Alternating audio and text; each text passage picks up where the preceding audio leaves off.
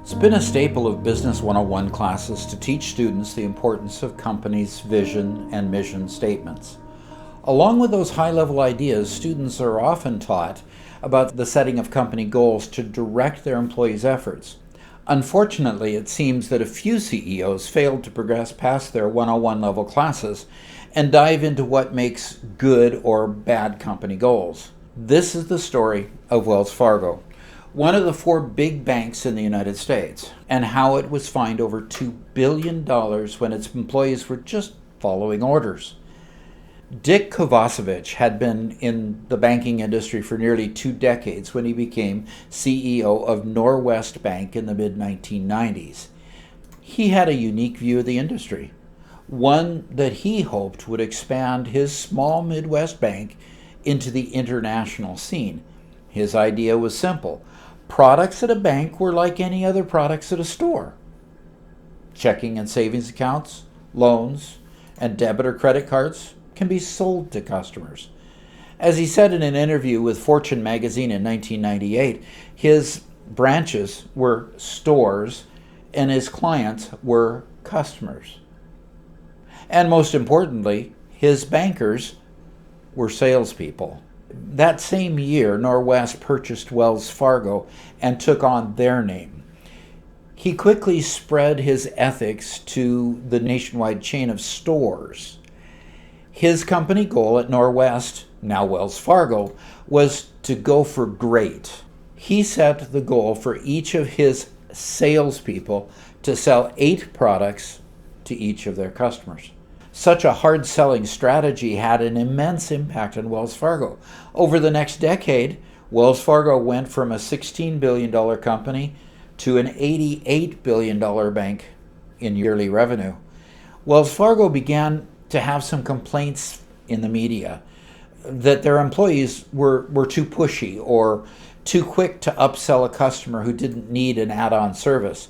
One person went to the news media after discovering that the banker had added 2 accounts to their name, hiding the details deep in the contract that they had signed.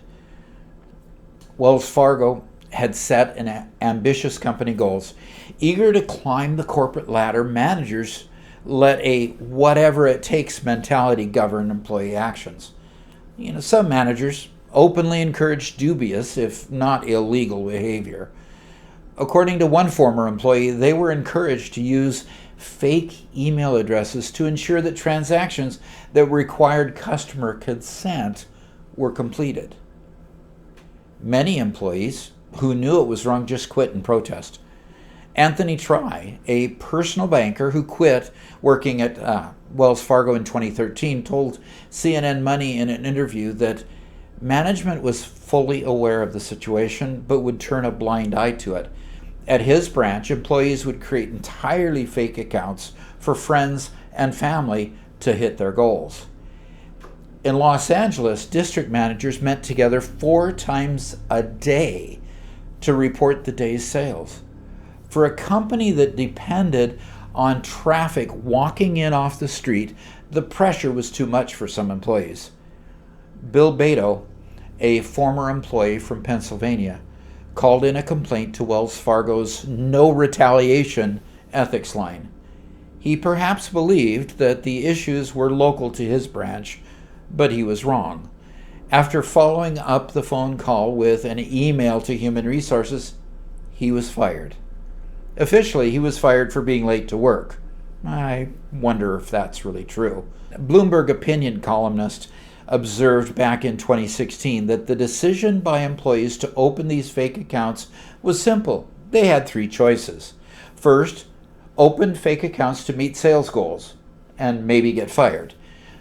Second, don't open fake accounts, miss sales goals, and probably get fired.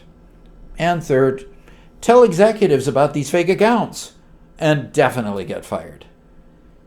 The house of cards began to fall in 2016 when the Consumer Financial Protection Bureau fined Wells Fargo $185 million for its actions.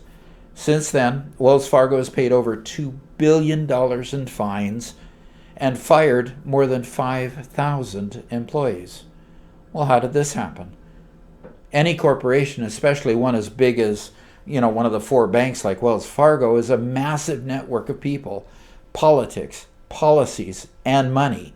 One manager is looking for a promotion while his star employee is looking for a raise.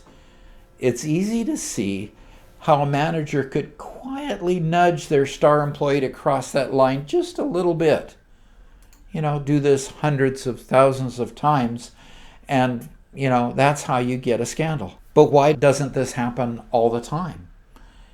If any large corporation is doomed to failure by fraud, why doesn't every Apple, Amazon, Microsoft, and Google fall under its own weight? It all comes back to Business 101. Google used to have the words, "Don't be evil," written on the walls of its headquarters. Replace that slogan with "Go for great," and people begin to lose track of right and wrong. Corporate goals, slogans, and culture help the company stay on track. Poor goals can and often do lead in the other direction. For Wells Fargo, it was $2 billion in the wrong direction. Thanks for watching Pharos Leadership.